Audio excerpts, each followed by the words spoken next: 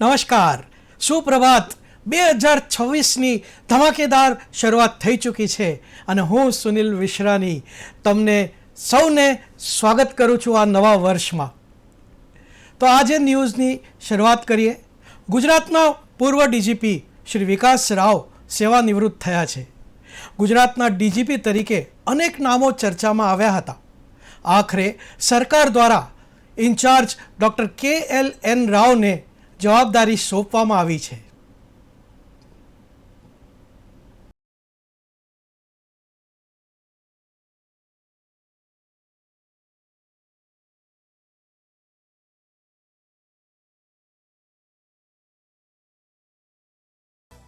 ગુજરાત રાજ્યને સુખાકારી સલામતી આપવામાં મારી જે કંઈ ભૂમિકા હશે એ સંપૂર્ણ રીતે આપવા માટે હું તૈયાર છું. અને જે રીતે વિકાસ સાહેબ 3 વર્ષ ત્યાં પૂરા કરી આજે નિવૃત્ત થઈ રહ્યા છે અને જે કાર્યક્રમો એ લોકો શરૂ કરી છે એને અમે આગળ વધાવશું. અને ખાસ કરીને ગુજરાતના સલામતી સુખાકારી પ્રજા માટે અમે તમામ પ્રયત્નો કરશું. અમારા ફોકસ એરિયા એ રહેશે કે જે ગુનેગારો છે એના ઉપર નિયંત્રણ રાખે, કંટ્રોલ રાખે અને જે પીડિત વર્ગ છે એ લોકોને પર સંવેદના રાખે અને તમામને ન્યાય મળે અને જે વિશ્વાસ છે પ્રજાને પોલીસ ઉપર એ વધુ મજબૂત થાય એ દિશામાં અમે આવતા દિવસોમાં કામ કરીશું.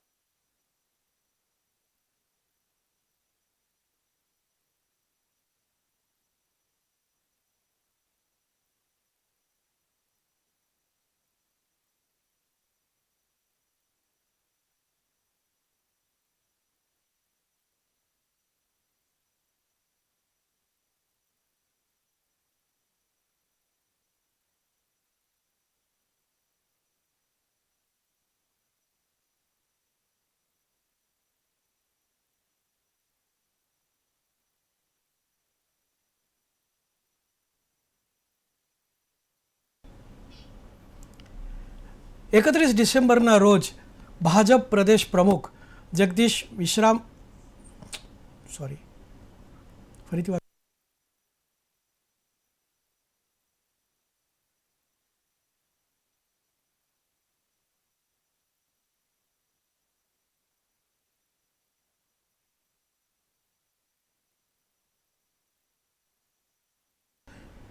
31 ડિસેમ્બરના રોજ ભાજપ પ્રદેશ પ્રમુખ જગદીશ વિશ્રામ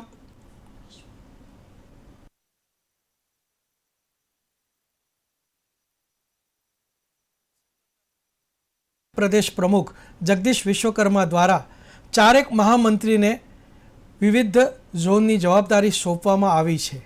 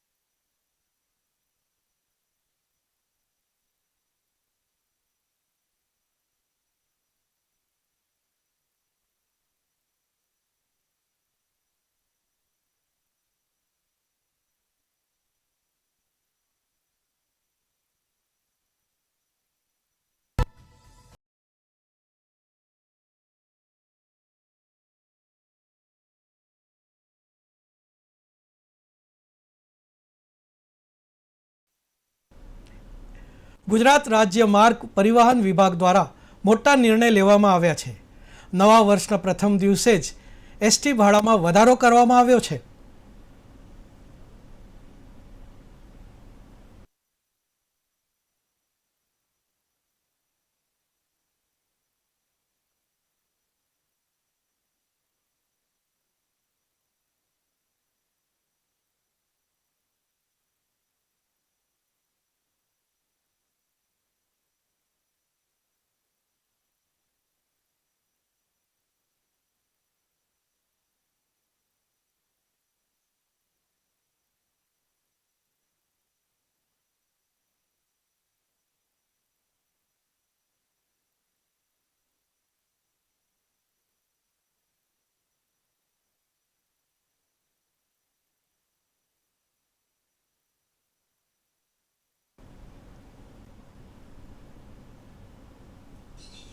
નવા વર્ષની ઉજવણી માટે દેશભરમાં ઉત્સાહ છવાયો છે અને રાજસ્થાનનું એકમાત્ર હિલ સ્ટેશન માઉન્ટ આબુ પ્રવાસીઓથી છલકાઈ રહ્યું.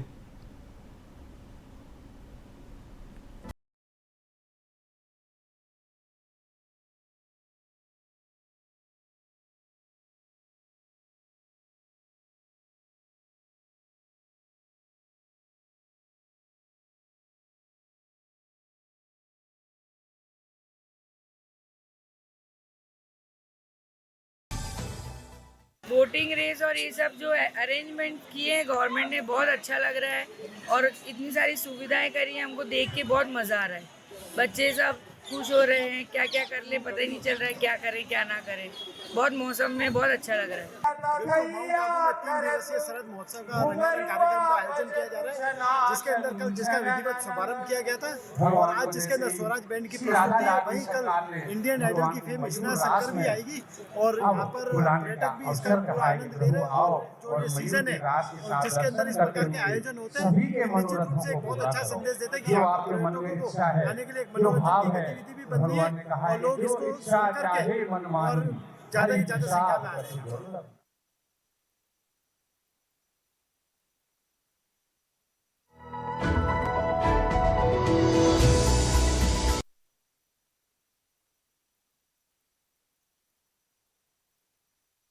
ગુજરાત કોંગ્રેસના પ્રમુખ અમિત ચાવડા દ્વારા પ્રેસ કોન્ફરન્સ કરવામાં આવી હતી.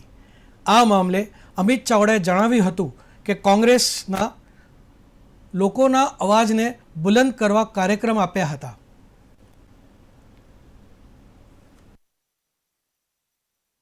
લોકોની વચ્ચે જઈ એની સાથે સંવાદ પ્રસ્થાપિત કરી અને એના અવાજને બુલંદ કરવા માટે, એના હક અધિકારની લડાઈ લડવા માટે કોંગ્રેસ પાર્ટી દ્વારા સતત કાર્યક્રમો આપવામાં આવે છે.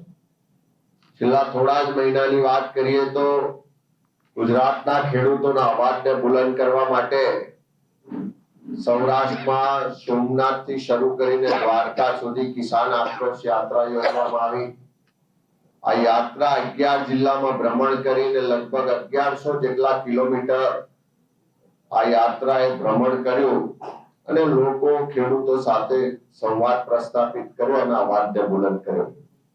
સાથે સાથે ગુજરાતના લોકોના અવાજને બુલંદ કરવા માટે જનાક્રોશ યાત્રાની શરૂઆત થઈ, જેના પ્રથમ ચરણમાં ઉત્તર ગુજરાતમાં ધીમાથી શરૂઆત કરીને બેચરાજી સુધી આ યાત્રા કરી 7 જિલ્લામાં 1300 કિલોમીટર ના પ્રવાસ દરમિયાન લોકો સાથે ખૂબ નજીકથી સંવાદ કર્યો.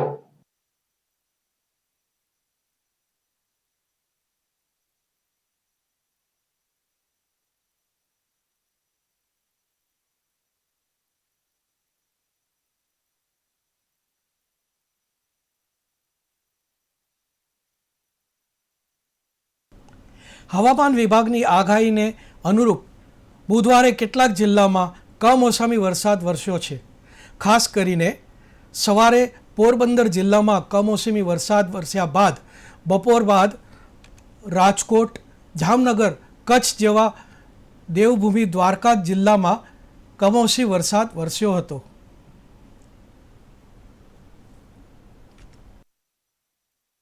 જામનગર જિલ્લામાં ગ્રામ્ય પંથકમાં શિયાળામાં વરસાદી માહોલ સર્જાયો હતો. હવામાન વિભાગની આગાહી મુજબ સૌરાષ્ટ્રના અનેક વિસ્તારોમાં છૂટાછવાયો કમોસમી વરસાદ વરસ્યો છે. ખાસ કરીને ચેલા, ચાંગા તથા તેની આસપાસના ગ્રામ્ય વિસ્તારોમાં હળવાથી મધ્યમ વરસાદી ઝાપટા પડ્યા હતા. રાજકોટ જિલ્લામાં પડધરી તાલુકાના ગ્રામ્ય વિસ્તારોમાં કમોસમી વરસાદ વરસ્યો છે. જીવાપર, વિસામણ, પીઠળિયા, ખાખરા, જીલરિયા, ડાંગરા, ફતેપર સહિતના ગ્રામ્ય વિસ્તારોમાં કમોસમી વરસાદ નોંધાયો હતો. ભર શિયાળે વરસાદ આવતા ખેડૂતોમાં ચિંતાના વાદળો છવાયા છે. જીરું, ઘઉં સહિતના શિયાળુ પાકને નુકસાન જવાની ખેડૂતોને ભીતિ છે. કચ્છ જિલ્લામાં ભુજ તાલુકાના ભીરંડિયારા પાસે પણ ભારે કમોસમી વરસાદ નોંધાયો છે.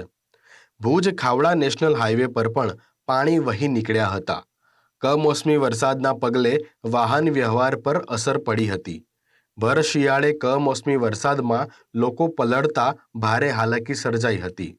2 દિવસ દરમિયાન કમોસમી વરસાદની આગાહીને લઈ માંદગી વધારો થવાની શક્યતા છે. હવામાન વિભાગની આગાહી અનુસાર કચ્છમાં કમોસમી વરસાદ વરસ્યો છે. પૂર્વ કચ્છના ચોબારી, રામવાવ, મનફરા, કણખોઈ સહિતના ગામોમાં ધોધમાર વરસાદ વરસ્યો છે. કમોસમી ધોધમાર વરસાદને કારણે ખેતરોમાં પાણી ભરાયા છે. ભર શિયાળામાં માવઠું થતાં ખેડૂતોમાં ચિંતા પ્રસરી છે. જીરું, રાયડો, ઈસબગુલ સહિતના શિયાળુ પાકમાં ભારે નુકસાની થવાની ભીતિ સેવાઈ રહી છે. દેવભૂમિ દ્વારકામાં પણ કમોસમી વરસાદને પગલે યાત્રાધામ દ્વારકામાં વરસાદી વાતાવરણ બાદ વરસ્યો વરસાદ. ઝરમર ઝરમર કમોસમી વરસાદ થતાં ખેડૂતોમાં ચિંતા પેઠી છે. ઓખા, બેટ દ્વારકામાં પણ વાદળો છવાયા હતા. કમોસમી વરસાદની શક્યતાઓ છે. દ્વારકામાં કમોસમી વરસાદ વરસતા શ્રદ્ધાળુઓ પણ હેરાન પરેશાન થયા છે.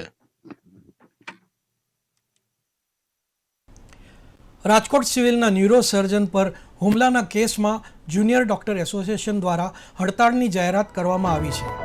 ઇમરજન્સી સેવામાં જુનિયર ડોક્ટરો કાર્યરત રહેશે.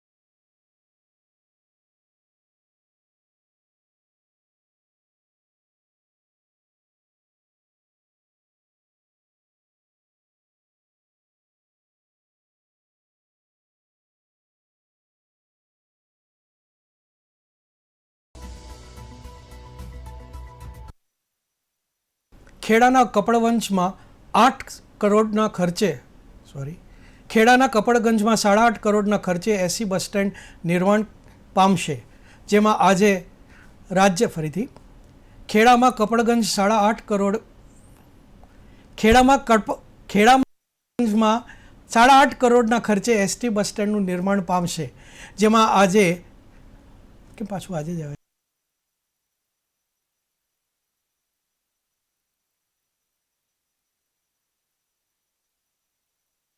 રાજ્યના મંત્રી રમણ સોલંકીના હસ્તે ખાતમુહૂર્ત કરવામાં આવ્યું હતું.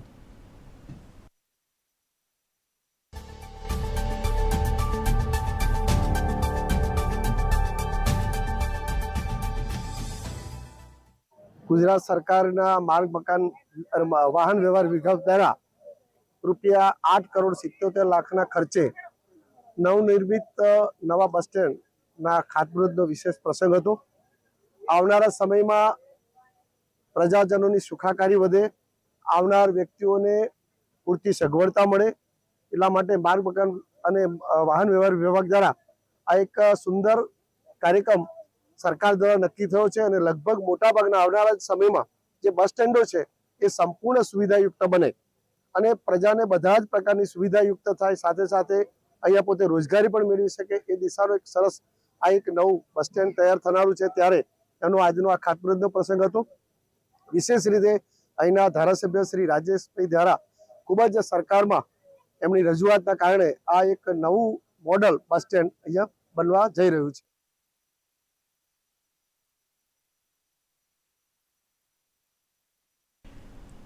મોરબી મનપા દ્વારા બુધવારે શહેરના વિવિધ વિસ્તારોમાં રોડની સાઇડ પર થયેલા ગેરકાયદેસર બાંધકામને દૂર કરવા માટે કાર્યવાહી કરવામાં આવે છે.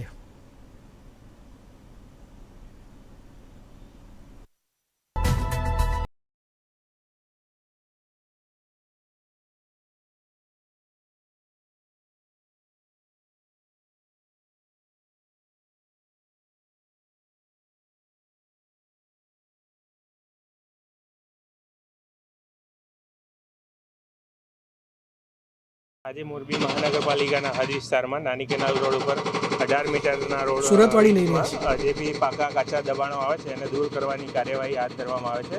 જે પૂર્ણ થયા બાદ તેના નવા રોડ રસ્તા અને સ્ટ્રોંગ વોટર ડ્રેનેજ લાઇન નાખવામાં આવશે, જેથી આગળની અને તથા ઓલ્ટરનેટિવ રૂટ મળવાથી નાની કેનાલ રોડથી બાયપાસ સુધીનું મળવાથી ટ્રાફિક સમસ્યાની ઘણી રાહત મળશે.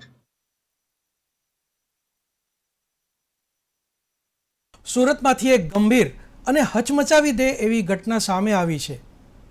ડિંડોલી વિસ્તારમાં થયેલ માર્ગ અકસ્માતમાં એક યુવાનનું દુઃખદ મોત થયું છે.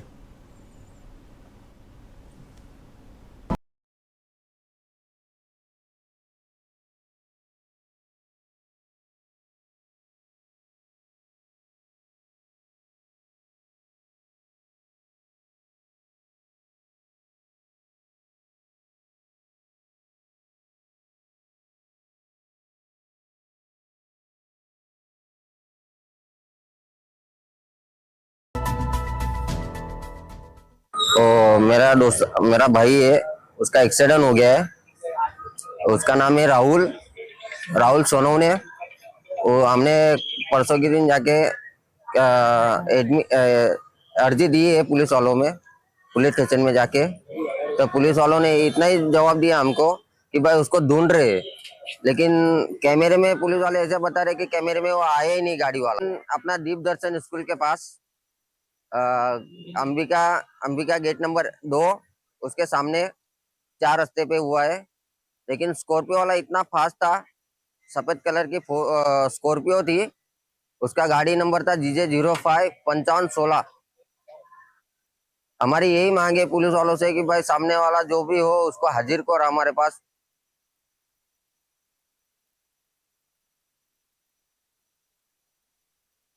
સુરત રેલવે પોલીસ સ્ટેશન વિસ્તારમાં બનેલી સોનાના દાગીનાની ચોરીનો ભેદ પોલીસે ઉકેલી લીધો છે.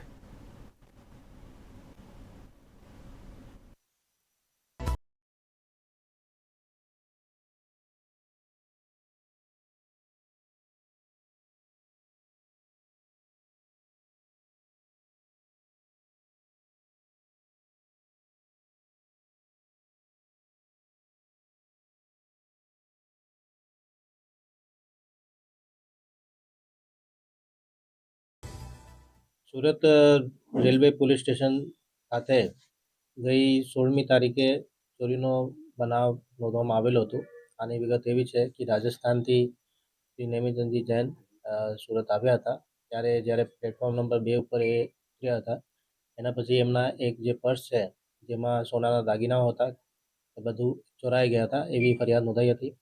આ ફરિયાદના લીધે અમે લોકોએ જુદા જુદા ટીમ બનાવી, રેલવે પોલીસ સ્ટેશનની ટીમ બનાવી, LCBની ટીમ બનાવી અને અમે લોકોએ CCTV ફૂટેજ ચકાસવી ચાલુ કરી. જ્યારે અમે લોકો CCTV ચેક કર્યા તો અમે પાંડેસરા બાજુ જે કૈલાસનગરના ઝૂંપડાઓ છે ત્યાંના લોકેશન મળ્યા કે ત્યાંથી કોઈ રેલવે સ્ટેશનથી ત્યાં જાય છે.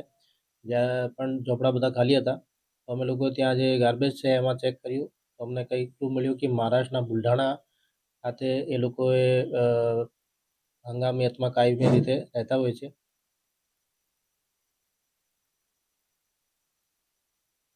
તો આ હતા અત્યાર સુધીના સમાચાર. 2026માં પણ જોતા રહો ગુજરાત ન્યૂઝ, સત્યની સાથે.